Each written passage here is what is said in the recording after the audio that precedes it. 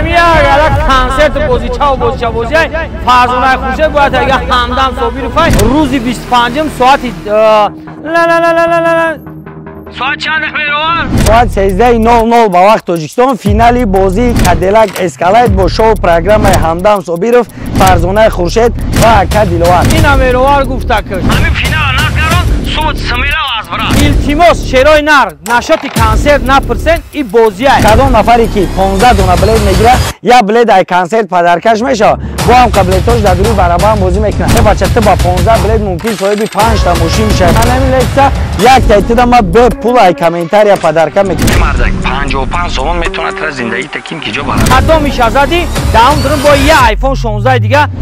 من خودم خاطی همین خودش پدرکت میکنم میشه وا. کدام نفری که امروز تا روز 25 سال بلد میگیره بالای کادیلاک اسکالایت دی آیفون 16 بالای دو تا کاروه لامبورگینی 15000 تومانی بالای 5 تا کلاس 5000 تومانی دیگه پدرکم میشه با شرط نوع بلیت عبداللطیف تیوی باشه یا مهروار با پیش باشه چیزای اینمی روز باشه. کدام نفر 5 دونه بلیت میگیره ایش دم نمر میگیرم بهتون پدرکای خودم ایش دم نمر میگیرم پدرکم بهتون ای خودم جوراش در توری میکنن کو میگه که جوراش در کو بیا که برادر انت جورات در توری کردن میتونی یه بچه بازی ماشینات سند داره با دولت بسوی نیست. روز 25 ساعت 13:00 آدرس کوخی سروش مرحمت. سلام علیکم شیرای نر خوش آمدیم با کانال عبداللطیف تیوی. یعنی که اینمی اگر کنسرت بازی فرزانه خورشید باید اگر همدم صبحی رو فای روزی 25 ساعت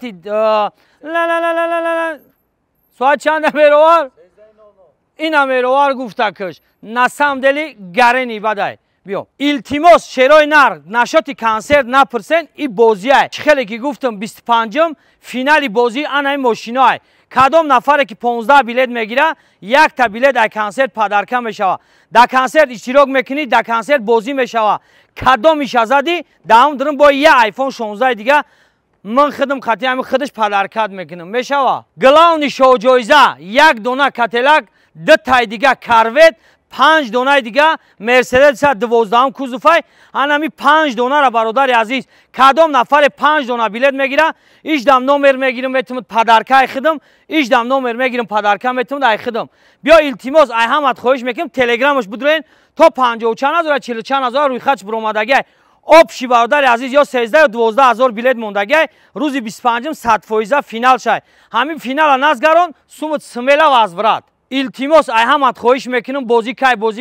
نه همین تلگرام و اینستاگرامش بدرو ممکن که امی چی بازینگری است ای همه دا بسیار ویدیو همی کنه بسیار اینفورماسیا نشاطی بازیاش بوده بالای هر یک کاپوت بالای هر یک ماشین چی خیلی کیناز میروار خودش میگه نگاه کی چی پدرکای کدام نفر که خاطر ما بلیت میگیرن نام بلیت چا اینم عبداللطیف میمونه بیا میروارش بمون توغری ای میشوا کادیلاک هم میزنه برادر عزیز بالای کادیلاک یک تای دیگه برادر عزیز 50000 سومون ای خدم قبول میکنه دکاخ سروش نه که رونا برادر عزیز 10 دونه بلیت باشه همت التماس ای همت خوش نمره که داینم بالای اکران میبرویا نگاه کنین با دقت گوش کنین هم واتساپ شای هم دوشنبه سیت شای چی درخواست چی چیزی هست کلید شای بلیت چی چیز اینفورماسیون در این واتساپ های روز 25 سمیلا ساعت 10 فینال شای ای همت خواهش میکنم ویدیو را 10 کنسا تماشا کنید یک تا دیگه همین لکسوچای گرنی بعد اینو تماشاش میگی انمی دادرنی کوکس سروش پدرکای با دنیا کدو میشه زدی ایدس این همی حافظو قبول میکنی همه همیو اینا تماشا کن روز 25 ساعت 13:00 با وقت تاجیکستان فینالی بازی کادیلاک اسکالایت با شو پروگرام همدم صابیروف فرزانه خورشید و اکا دیلوار کدام نفری که امروز تا روز 25 سال بلیت میگیره بالای کادیلاک اسکالایت دی آیفون 16 بالای دو تا کاروه لامبورگینی 15000 تومانی بالای 5 تا کلاس 5000 تومانی دیگه پدرکم میشه با شرط نوع بلیت عبداللطیف تیوی باشه یا مهروار با پیش باشه چیزای اینمی روز باشه تا روز فینال نگاه که بچه نرخی بلیت 55 تومانه کدام نفری که 15 دونه بلیت میگیره یا بلیت ای کنسرت پدرکش میشه با هم قبلیتوش در دوری برابر بازی میکنه ای بچه تو با 15 بلیت ممکن صاحب 5 تا ماشین میشه با 15 بلیت ای میگن خدا بده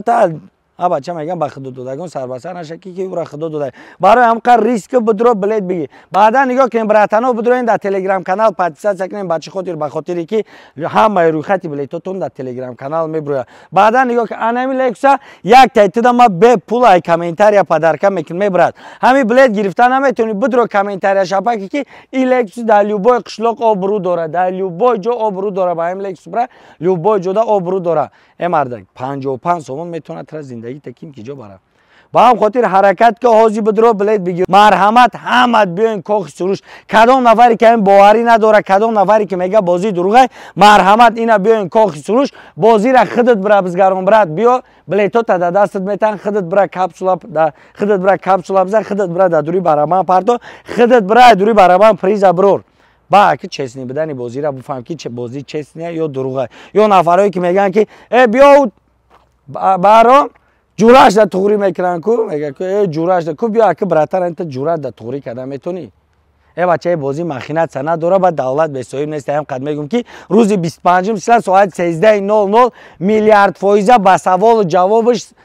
فینال بازی میزگره اسپید که فقط بدرو بلیت بگی ناشرگی چوا ایم ویدیو تماشا کردن مونده نشدی 24 ساعت ایم دوری تیک تاک اینستاگرام شتگی او دا 24 ساعت به فایده شدن بدرو یک کامنتار بنویس ممکن هم یک کامنتار کی تمنیس کی مهروار با پیش یا سلام یا اسماعیل ممکن هم تر صاحب انم لکس اریک 350 کنه با یک کامنتار یا یک بار بدرو بین و خیلی ماشین سپور دگیم هر یک تا اینمی آدمو که با یک کامنتار صاحب جیسی شدگن اینمی آدمو با یک کامنتار صاحب رنج روور شدگن ممکن تا با یک کامنتار بتونی فقط صاحب رنج روور شی با هم خاطر حرکت که حاضی بدرو بگی روز 25 ساعت 13:00 آدرس کاخ سروش مرحمت فینالی بازی همدم صابیرف میگی فینالی بازی کی بگیم نمیدونیم برای که همه اوفیزا در همین جا هست چی توپ ستاره هست در همین دوری بازی ما هست خدا نگهبان روز 25 سال انا این رقم ها 14 واتساپ دوشنبه همه چی داره